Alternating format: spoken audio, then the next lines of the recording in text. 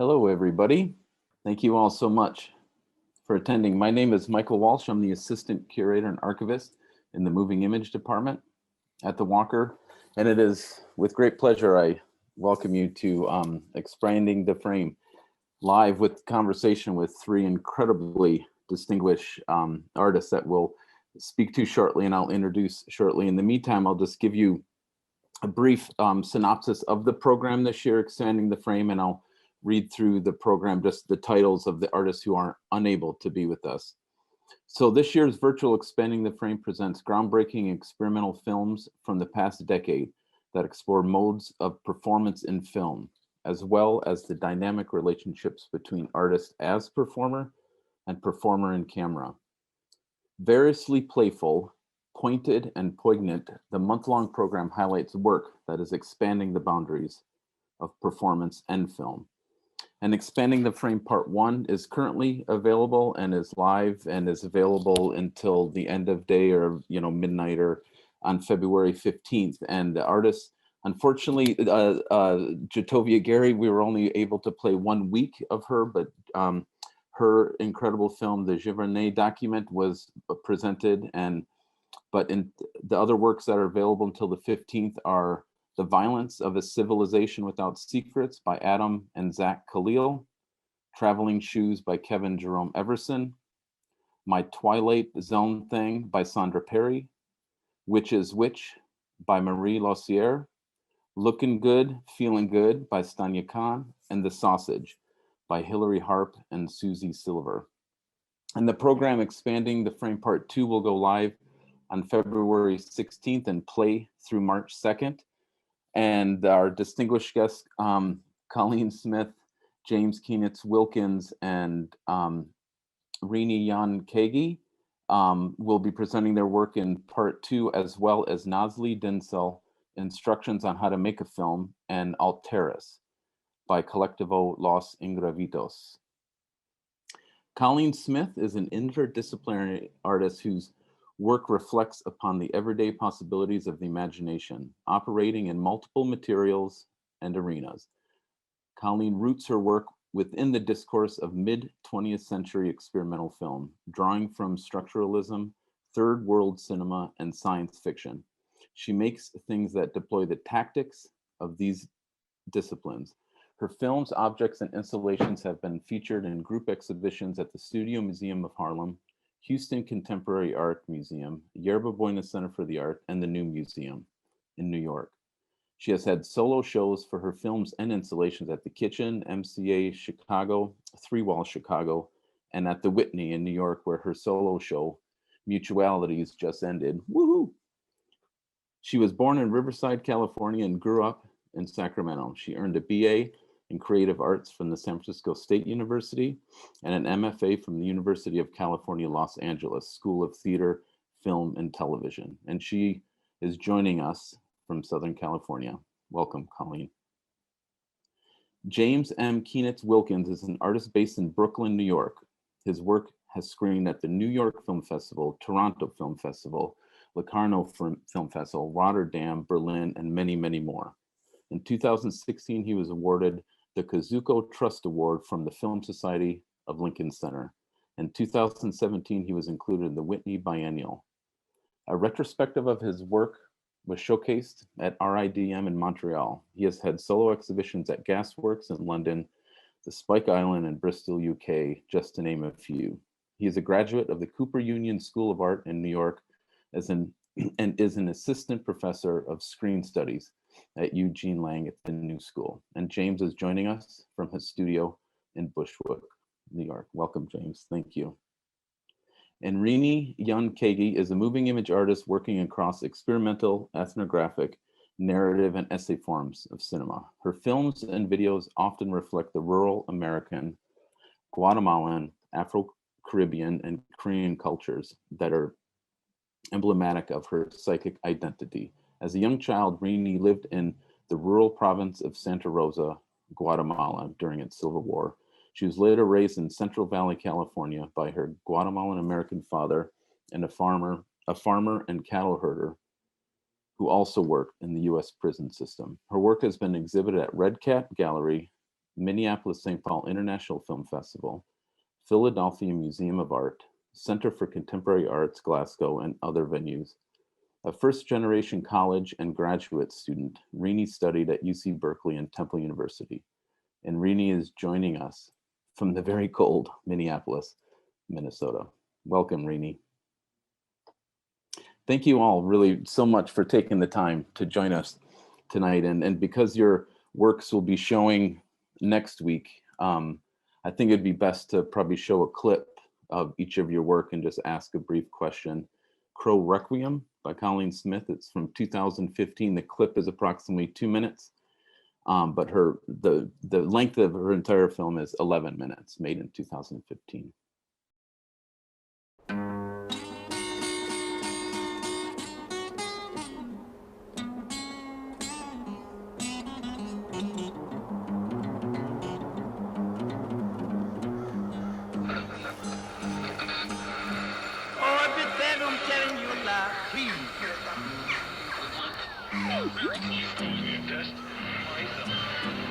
Oh man, you keep on your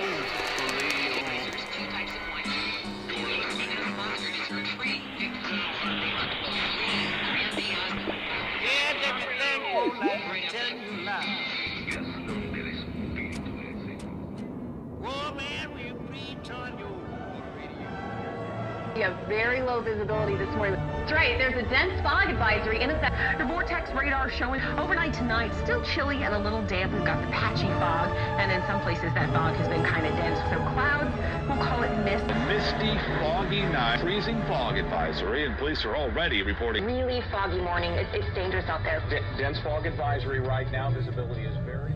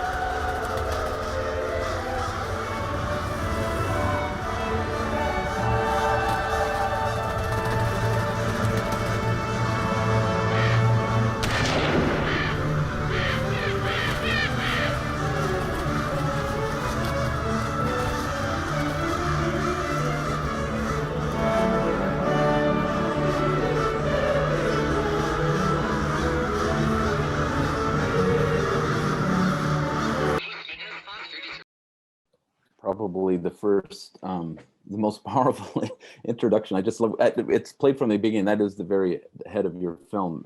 So the first 2 minutes approximately, and it's a real magical and surreal journey.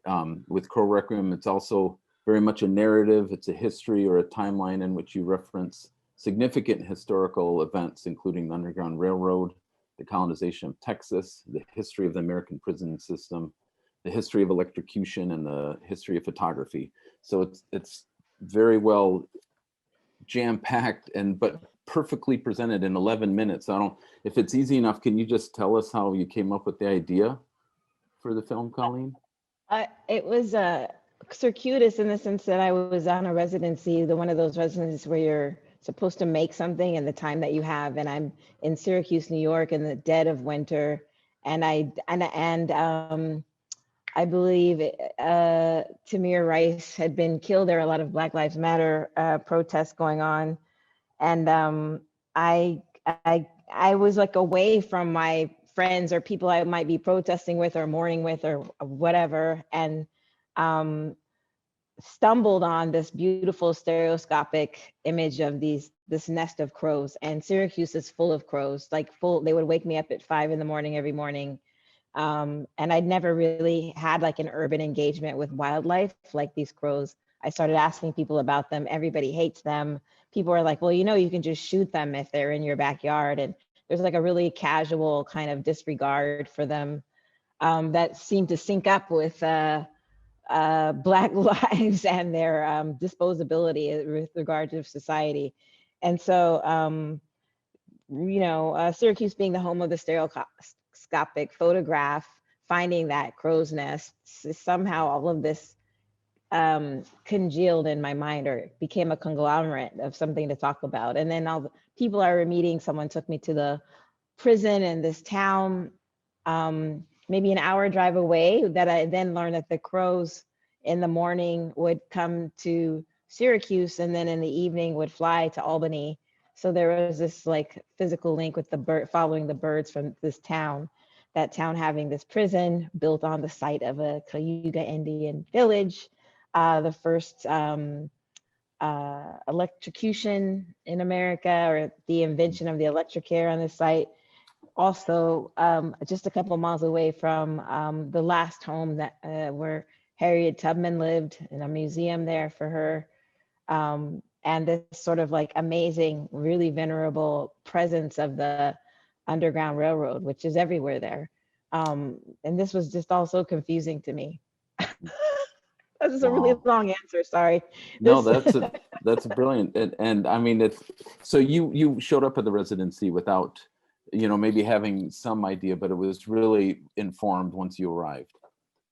Yeah, I thought I was going to do something a lot different. And between the weather, the activism, and that my inability to participate or feel like I could participate, it just sort of sent me in this other direction. And also the people that I met, I like being given the tour by this kid who grew up in a town where his grandfather worked in this prison. Stuff like that just really became more important somehow, Wow. Well, thank you for that, Colleen. Sure. Cue up Best Year Ever by James Keenitz Wilkins, please. And originally it's a 14-minute in total film, and this is actually, if people didn't read the web record, it's world premiere starting next week on Tuesday. So we'll talk about that in a second, but if you'd be so kind to cue up Best Year Ever. Today is a busy fall day in the forest too. The lumberjack is chopping down a big tree with his axe. Once the tree is cut down, the forklift drivers gather the big logs. A log loading crane picks up the logs and puts them on a truck. The truck will take the logs to the sawmill, where they will be cut into wooden boards. Wood is used to build many things. The carpenter uses wood to build a house. The toy maker uses wood to make a toy wagon. The boat builder is building a wooden rowboat. Oh dear, the furniture maker made a chair, but something is wrong with it. Do you see what it is? Look at all these strange creatures. Babykins loves to see the children in their costumes at Halloween. He wishes he were big enough to go with them. Soon he will be. Halloween is over now. The air is still crisp and cool.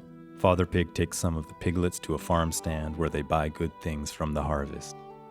This apple is delicious, says Father Pig as he eats a freshly picked apple. In late November, the pig family prepares for Thanksgiving. Mother Pig takes some of the piglets to the market to buy groceries for their Thanksgiving meal. Mother Pig has cooked a wonderful Thanksgiving dinner. There is so much delicious food that baby piglet can't wait to begin. We have many things to be thankful for, says Father Pig. Happy Thanksgiving, everyone.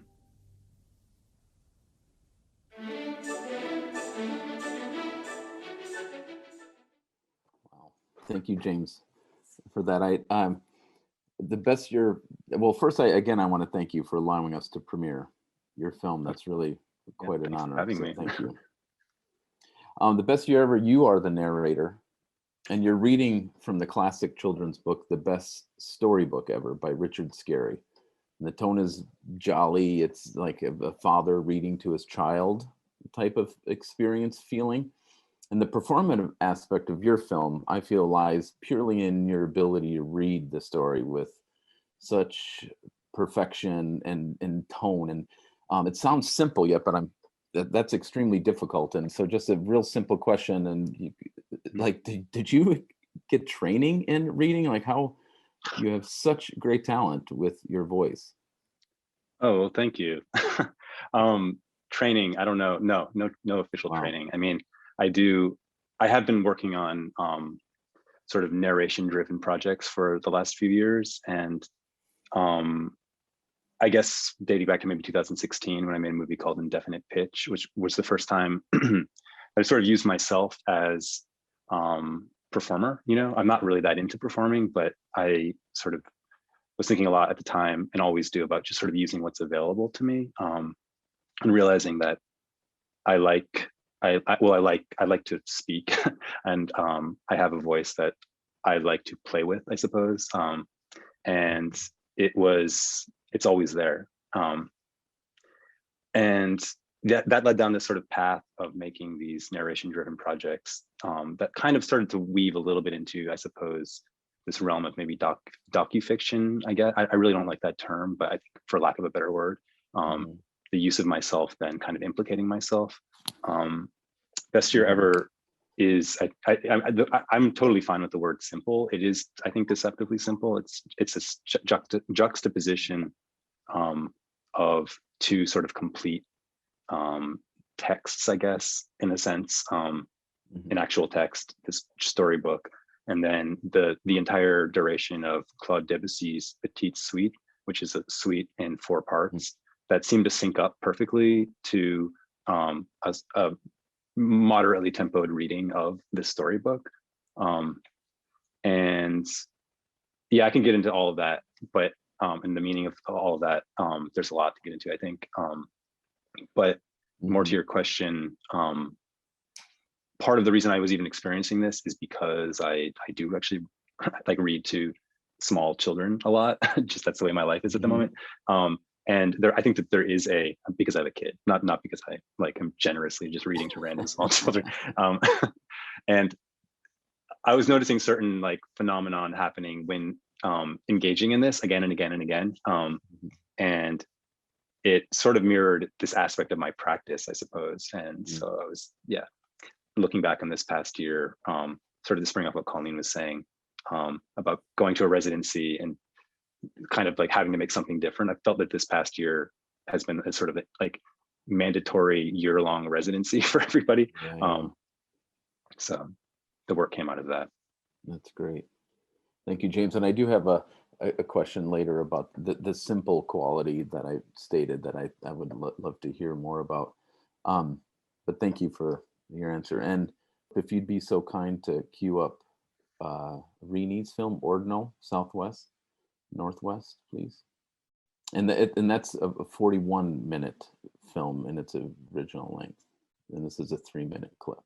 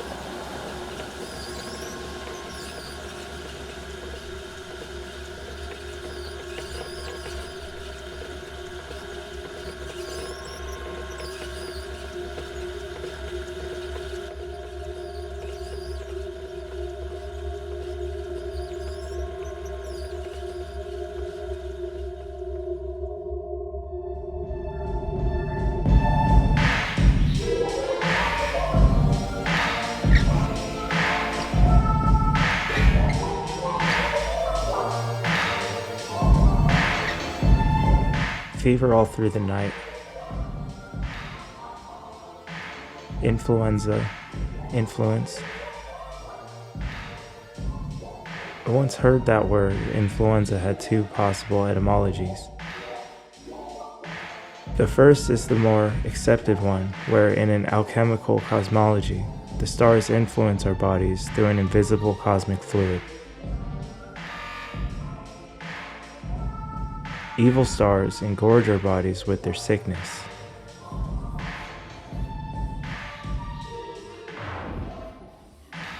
The second theory is about uncontrollable mimetic contagion. It starts when I notice someone coughing, sneezing, acting sick.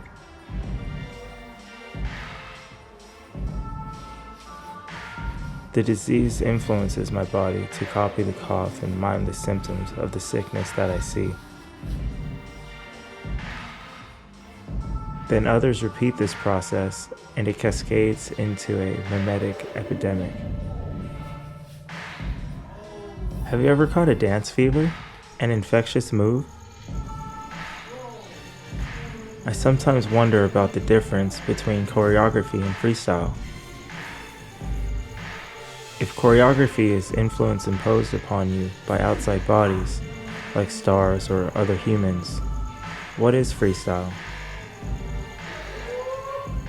It radiates from the inside out.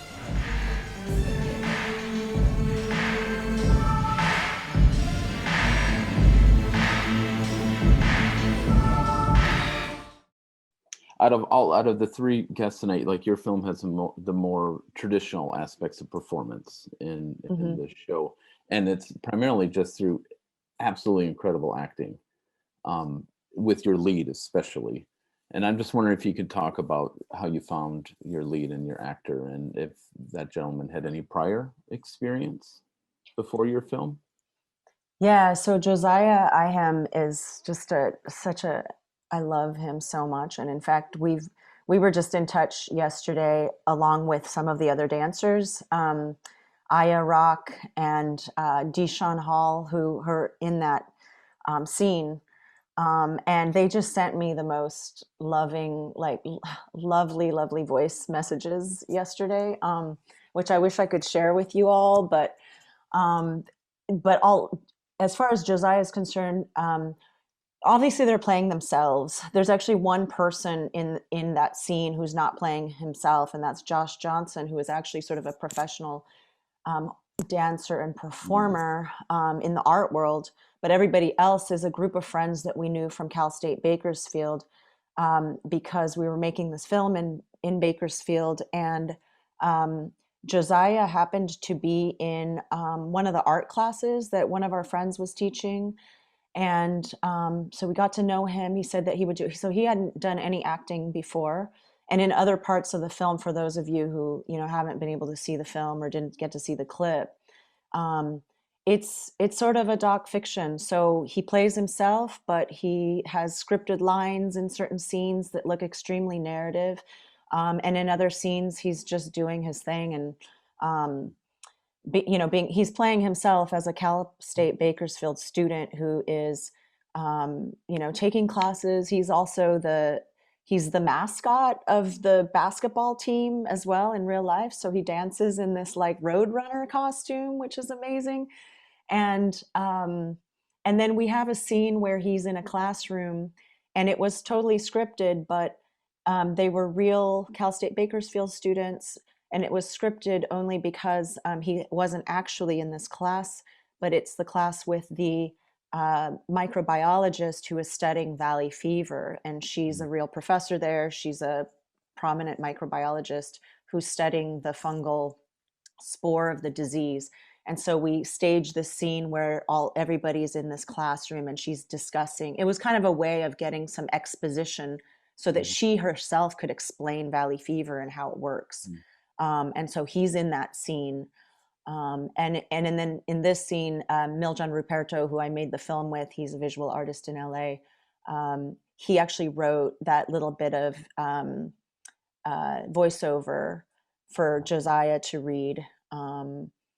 But it has to do with the contagion, the bacteria, the fungal infection, but it also has to do with freestyle and dance moves. So I'm not sure if I touched upon everything. Yeah, no, you did. He was a fascinating and incredible actor. For hearing now the backstory, it's really remarkable what he brought to it without having, he was just bringing himself, it sounded like, outside of, just his worldly knowledge of the arts and the world around him. So it was really a phenomenal role that he played. Yeah, it was a really hard shoot. And they were the most gracious people to work with. And I'm just so happy to know them. So they were all telling me how they're doing during the pandemic, and they've spent a lot more time with family. And yeah. Wow. Well, thank you for that, Rainey. And Colleen, do you mind if I ask you about the text in your film? It's sort of like they play chapters, and it feels like within the course of your film. And I know some of them, like I believe the first one, "Those who mourn access bold as love," is a reference to Jimi Hendrix. Is that right? Or no? Did I misread that?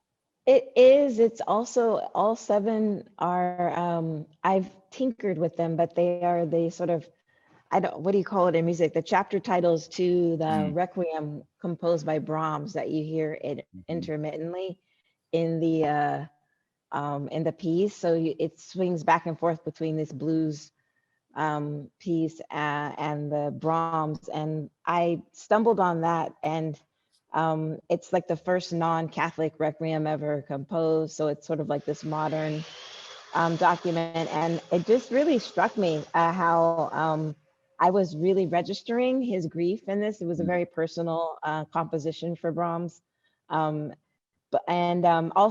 the I don't know what you call it in music, the chapter titles for his movements sort of gave me a structure for the film. And that was incredibly, because I guess the film became about mourning like immediately. That's what I was doing there in Syracuse. So it was just this wonderful gift. But I did tinker with them. So I can't remember now exactly what I did, but there was like a weird symmetry between Jimi Hendrix and that initial chapter title that I just decided to pursue. The fifth one, I believe it's the fifth, where it says, "We are makers of the future." Was that a reference to something, or did you come up with that, or is that again falling with the? Gosh, Michael, I'm so embarrassed. I cannot remember now, like what I was changing around, but I was mainly just altering or removing or replacing words in the title if I changed it at all. If I could look at the old original text, I could probably tell you, but I didn't think to do that. I'm sorry. It's all right. It's all right. Someone out there probably knows like what I did. Well, it was fascinating. I loved how they provided these, these chapters, like I stated in the course of the film. So that was really well done. Thank you. Oh, thank you. James, do you mind if I ask you another question about, like, I think I'd like to clarify the simple aspect that I had mentioned earlier, and that's because your films, and especially this one and With This Action Lies, there's some real, like that concept of like, it feels like you're making like ready-made films, like the Duchampian aspect of cinema or sculpture, but with cinema. And I know, that's probably paring it down to something too simple, but there really is this intentional quality that you have of this concept of ready-made within your films. I'm just wondering if that's intentional, or is it accidental, or did you have a Duchampian influence within your work prior? Yeah, I mean, that's a good question. Ready-made might be too reductive, but I see where you're going with that. I'm perhaps like just removing as many barriers as possible. It's like sort of open as to see a film and everything, or a potential film or something.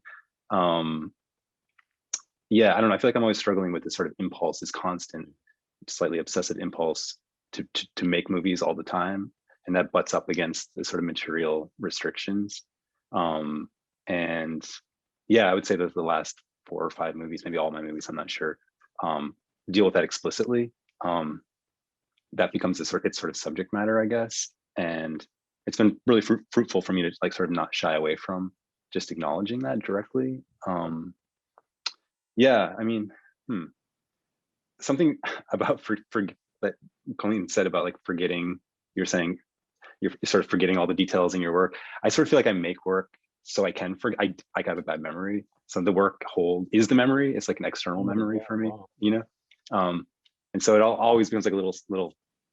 I feel like I'm always like introducing myself to works once they're like purged from my body or whatever, or my hand, and that seems like it's useful as well. Like maybe that's part of the impulse, is to sort of, maybe it's the documentary side of things for me, is to have this ongoing sort of body of work that kind of, I don't know, keeps track of time as it passes. Wow. And yeah, I don't know. Thank you, James. And Rena, I have another question for you, but I just want to remind people, if they do have questions, please put them in the Q&A. We will save time at the end. And I know, Sophia, you had mentioned a question already that we'll get to at that point. So, but just please, if anybody does have a question, please drop them in the Q&A. And so, Rini, with your impressive film, you're interweaving past, present, and mythological time in your film, and you draw upon historical and cultural references. And what I've noticed primarily after viewing it multiple times really is the audio, and audio tends to get overlooked often in film. And I just wondered, like with your sound, that at times it really leads the action within the film. I just wonder how you started with that. Was it all image first, or did you actually have audio ideas first, or how you work with the audio? Because it really is an impressive soundtrack. If you could speak to that.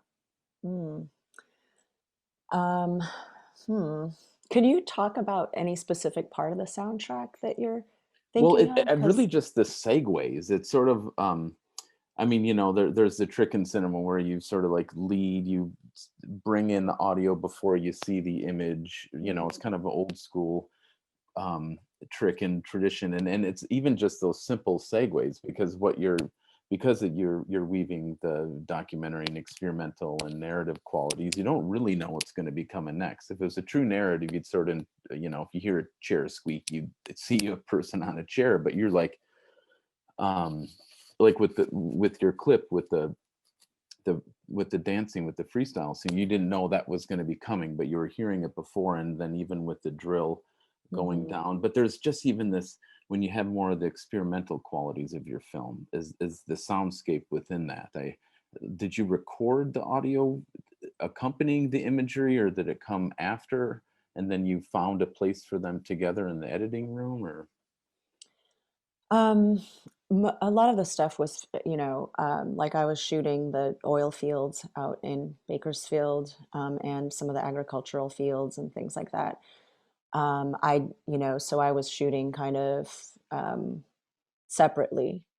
I mean, obviously nowadays, if you're not using film, you're using video, and there's going to be obviously some sound picked up on your camera, digital camera. But in general, I was shooting and then just recording field sound separately, right, while I wasn't shooting, and then kind of merging some of that together, but also some of the, I also kind of get mixed up sometimes, because I think that there's several versions of this film out there, and this is the 44-minute version, and then the 75-minute version has a lot more in it. I mean, that's why it's longer, but it also goes deeper into the Grapes of Wrath, and it goes deeper into some of the Assyrian mythology, which talks a lot about, also just, ancient Assyrian demonology, which talks about hyenas and other animals. And so interestingly, for that film, I was able to for that version of the film, I happened to have gone to grad school with Jen Schneider, this woman who still lives in Philadelphia, and we were in touch. She ended up having a connection in LA. She works in LA a lot as a cinematographer, so she shot some of the film as well. And it happened to be that her partner studies hyenas and had a lot of audio of hyenas.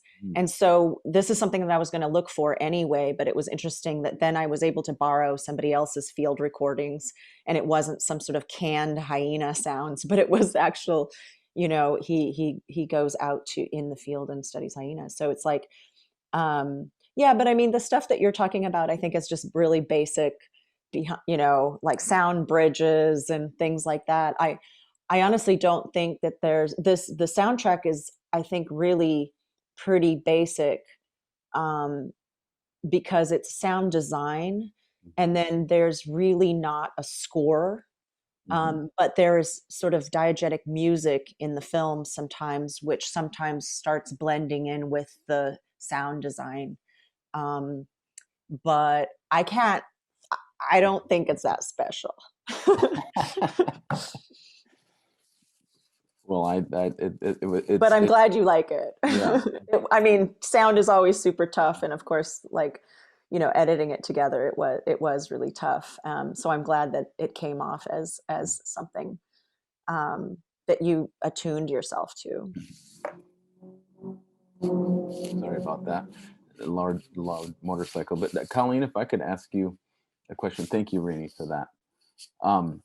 Your film, in many ways, has elements of darkness and bleakness, but it's really framed by the image of a rainbow in parts. And it's the rainbow suggests, you know, even with the Hendrix tune at the beginning of the film, with your text and your use of the prism, and the colors at the end of your film, and it really, these images can suggest like liberation as the freedom, and the prerogative, you know, you as the artist. And I just, how do you see yourself as an artist, and like, I guess, in relationship to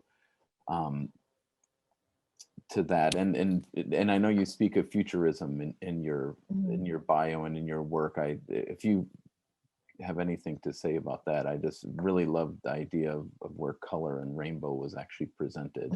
It was subtle, but it was very powerful.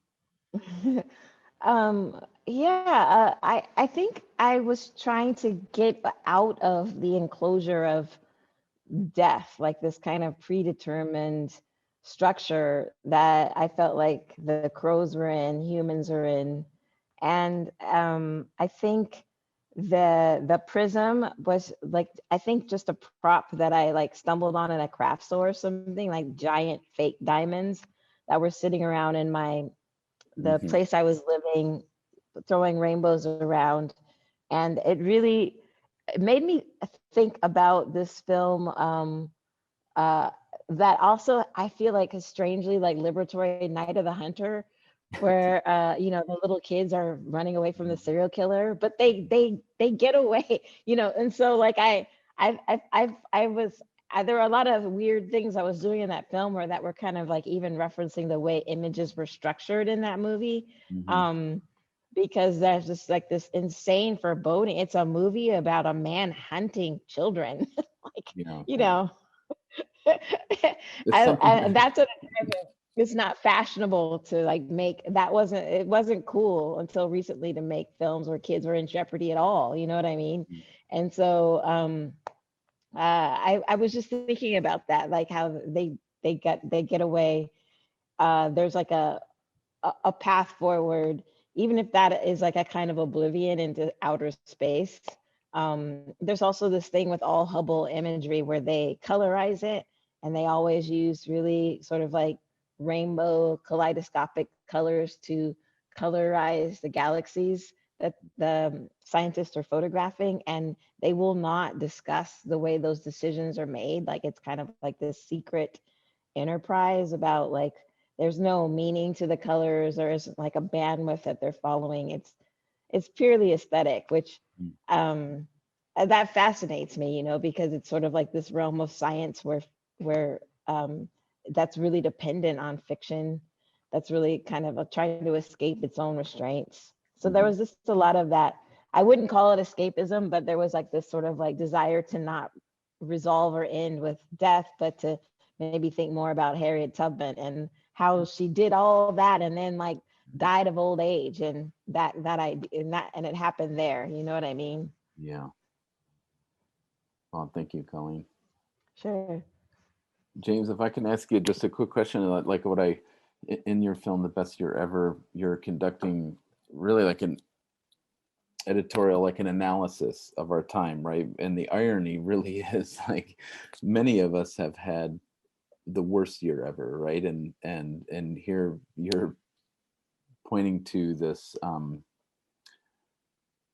best year ever. So I'm sure that was completely intentional. And then now finding out about the soundtrack or hearing the how you brought in the audio with that. If you can speak more about that. Sure. Yeah. I mean, his words, not mine. You know, it's it's the title is, you know, everything is sort of verbatim. So yeah, I mean, obviously there's that sort of surface level contradiction. But there's something about, I mean, there's a lot of reasons why I chose Scary and Debussy. Sort of to touch on stuff lightly, I suppose. I grew up reading Richard Scarry books. Like I remember having a certain nostalgia for his world, and I think many people do. And he was. It's interesting because like as I was sort of got reintroduced to his works through being a father now, I was noticing how like they have a lot of them have been, I guess, like deaccessioned. I don't know if that's the right word, but they've had to be updated because it presents an outmoded view of society and culture. There's a lot of like rabbit housewives and sort of un-PC like Indians and things like that. It's just a lot of stuff that doesn't quite fly these days. And so he's been kind of revised, but still has maintained a fairly innocent sort of influence. And I was sort of more interested in how he, the biggest critique levied against him is that he sort of promotes us up like a bourgeois notion of like consumption and production and consumption. And Debussy similarly was kind of viewed that way in his time, not quite that way, but as being a sort of unworried bourgeois like composer who was interested in impressions only. And yeah, not to say that I have like a distinct or personal nostalgia for this sort of wide swath of the last 130 years or so, which I think actually Debussy died in 1918 and Richard Scarry was born in 1919. So they kind of like covered the whole span. But what am I trying to say? Like, I think it's sort of for me a lot about wrestling with a sort of nostalgia, like a pre-COVID nostalgia now, but perhaps one that sort of predated even last year. Looking back at a time that, probably erroneously has been defined as like, the 50, like, that Make America Great Again. Like, what does that even mean? Or just these nostalgic impulses in our society. So that sort of informed also the decision to shoot on Ektachrome, which was reintroduced by Kodak recently. And what I can only figure is a kind of nostalgic marketing move, because there's probably, I haven't looked into it too deeply, but it's actually one of their more expensive Ektachrome reversal 60 millimeter film. It's actually quite pricey. You can't shoot it in the same kind of off the cuff way that of yesteryear, I suppose. And so all of this stuff kind of is sort of molded together into a I don't know, prelapsarian kind of like product or something like that. Yeah, well, that's the thing. It has the veneer of like all that underneath is just so rich, all that you just spoke. And I want to congratulate you on being a father. That's, I believe it happened somewhat recently, or I don't, but that's a big thing. Congratulations. Thank you. And if we can open it up we have a few questions and they're all for Rini, the great local filmmaker and beyond, of course. I don't think it has anything to do with the local part of Minneapolis, but Rini, I'll just kind of put these two questions together. One was asked, what did the fruit tree in the beginning of your clip represent? And unfortunately, some of the people were unable to see that, but there was the fruit tree at the beginning. And then also, with the onset of the pandemic, has Ordinal Southwest Northeast taken on a new meaning for you? I imagine it's opened up a number of ways thinking about the film in relation to our present reality. If you'd be so kind to answer those. Sure. And I think there's another question, but I'm not quite sure. Maybe Jamie, you could elaborate on that question about Valley Fever. The fruit tree, which was in the beginning of the clip, I don't think it has a huge significance except for the fact that the Central Valley is the biggest agricultural, it's like an agricultural center of the entire United States in terms of how much it produces for the United States. And the fruit tree is that orange orchard and that baby tree is literally in a field of oil derricks as well. They kind of just live side by side. So you have this production of the land, this extraction from the land, And you also have Highway 5 going through the Central Valley, which is where a lot of the trucks go by because they're basically delivering all of those products, you know, around the country. And so you have these things right next to each other. And there's really not much, I mean, that tree is, it doesn't really have a huge significance if you watch the entire film, that section comes in sort of 30 minutes in or something like that. But in terms of the pandemic, yeah, I mean, we shot this film in 2016, basically 2015, 2016. So this was, you know, 4 years before the pandemic, and we were wearing N95 masks when we were out in the fields where the fungal spore exists, and where Dr. Anya Lauer does her research. We also had to wear the masks for a lot of the shoots while we were outdoors because of the dust particulate matter that is in Bakersfield. Sometimes it's worse, sometimes it's better. But for that reason, we were wearing these masks, and it nowadays, and also just in, you know, having, we spend a lot of time with the epidemiologists. We did a lot of interviews with epidemiologists and other biologists who are studying the valley fever spore, coccidioidomycosis. And I never thought that I'd be so attuned to this idea of epidemiology and how it affects a population. In the case of valley fever, valley fever is, the spore is endemic to the southwestern United States. But obviously anybody, you know, we're always traveling everywhere. So people do get valley fever, even if they're from Boston or something. But if they go see a doctor in Boston, oftentimes the doctor has no clue how to treat it and what to do because it is a regional disease. And that's why it wasn't even one of the kind of main diseases under the CDC guidelines at the time, just because it was regional, but people were getting it nationwide just as often as West Nile virus and Lyme disease. So, yeah, I mean, as somebody who, I mean, I have a chronic illness myself, and it's something that, you know, living in the pandemic has been really strange. And I have to say that sometimes it has been good for somebody like me with a body who can't function out in the world in normal ways, that at least people have, again, they have become sort of more attuned to people who are, you know, immunocompromised and how they can live in the world. So it's, yeah, I mean, I look back on the film and I think it does have like a certain type of relevance right now, or like that you would see it through kind of a slightly different, more experiential lens, right? Or an experienced lens when thinking about these kinds of diseases. Well, thank you, Rini, for that. And do you, we only have a few more minutes. I'm wondering if Colleen, James, or Rini have questions for each other. If no pressure, but it'd be interesting if you all do. I mean, I grew up like watching or looking at Richard Scarry books too. So it was really interesting seeing this film, and I really want my nieces and my nephews to see it, but they're going to be looking at it in a different way, you know, than the experimental film world kind of way. I think that's totally okay. Yeah.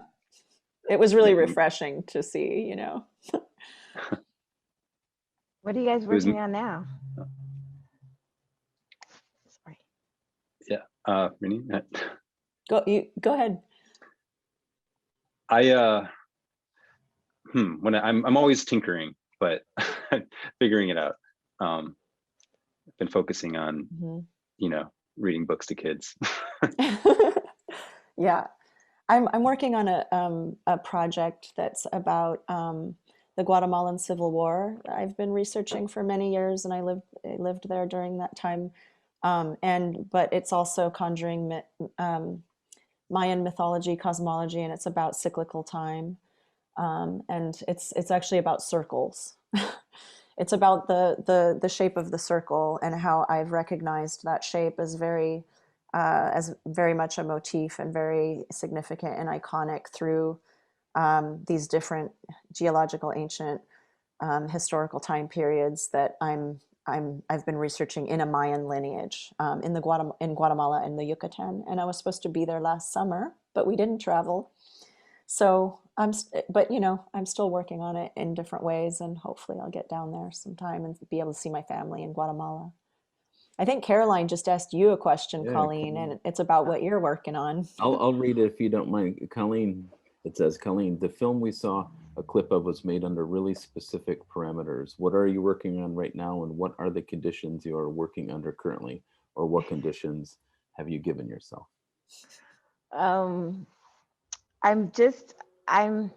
Oh gosh.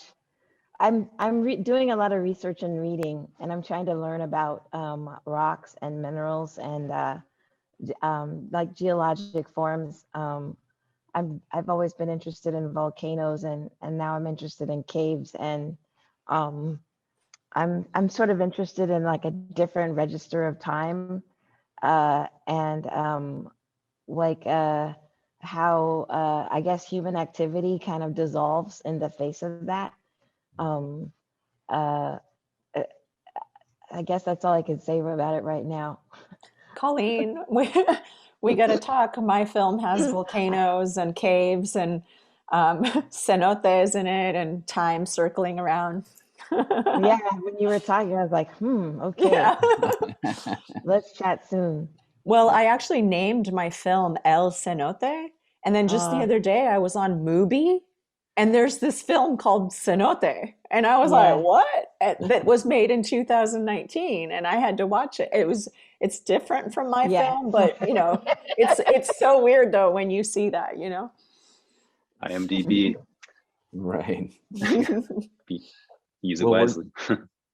Well, we just have a few more minutes, and I can't thank you all enough, and I want to say a personal, Colleen, when I saw your film in 1992, Chronicles of a Lying Spirit, that really, as a young person, really informed me and helped me like to where I am today. So I guess it took nearly 30 years to make you meeting. So thank you for making a really incredible film back then and continuing, and all of you, James and Rainey, for continuing to make work. And I hope the Walker can continue to help in any way and moving forward. So thank you all for attending. And if I could say one last thing also, on February 26th, as part of Expanding the Frame, we're doing a live program where Lee Noble and Jay Afrasando are creating a film live. Lee Noble will be the first artist in the McGuire Cinema since March of last year. He'll be virtually creating live visuals, but he'll be on stage at the Walker, and Jay will be in his home studio. So as part of Expanding the Frame, I just have to give a shout out. If wherever you three are at, if you are able to tune in on February 26th to watch Lee and Jay make a spontaneous film, a digital film live, please tune in, and anybody, the viewers out there, please do as well. And thank you all again, James, Colleen, thank and you. Reedy. It's been such a wonderful experience to speak with you and hear your words. Oh, so great to be here. Thank you. Thanks for having us. Absolutely. And thanks to John and Philip and Mackenzie, who are behind the scenes as well. Without them, thank you. We wouldn't be able to see and hear each other. So I hope we can kind of see them. Right. So stay warm out there and have fun. And keep on. Thank you, everybody. Thanks. Bye everybody.